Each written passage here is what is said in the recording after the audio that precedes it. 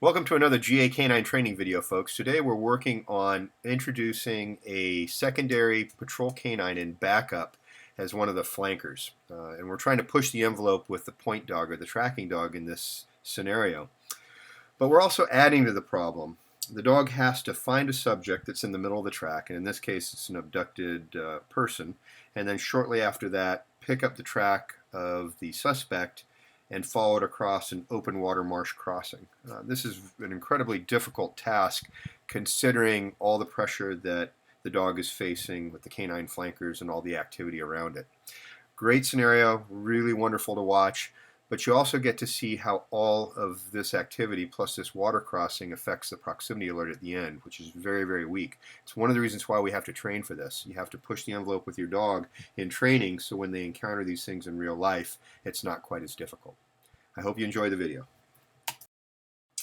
So on this side of the island, this is where our suspect is dropping off our victim, our abductee, and then leaving him here and then fleeing across the marsh behind us.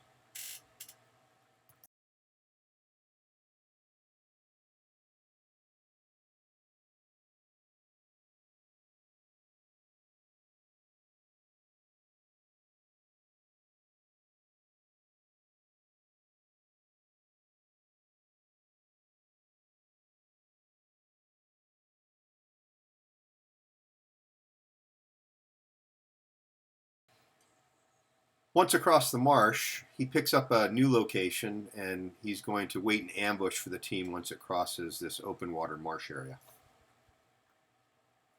I pledge allegiance to the flag of the United States of America and to the republic for which it stands one nation under God, indivisible, with liberty and justice for all. Hey, I love the good old USA.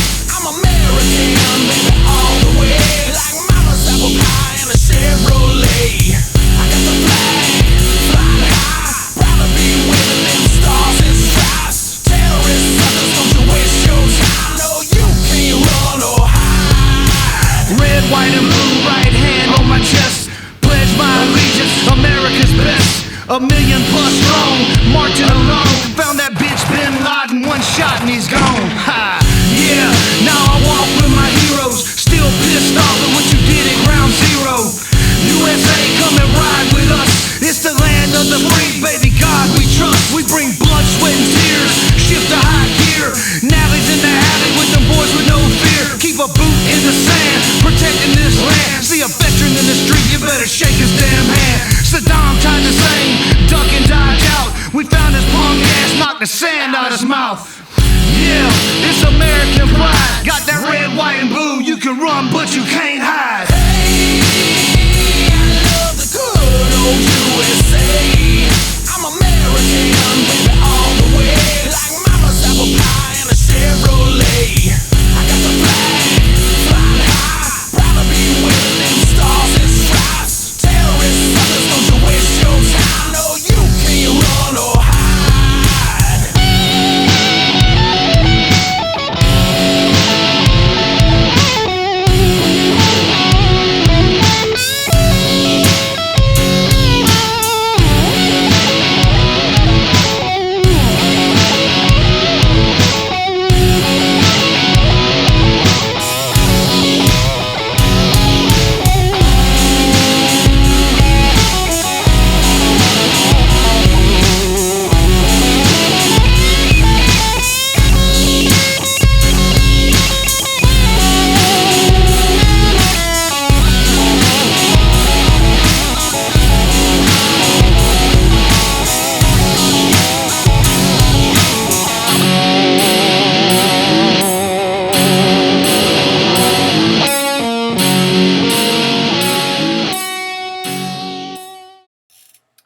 As the dog closes into the far shore across the marsh, its behavior starts to change just slightly, very, very little bit. The proximity alerts are incredibly minor.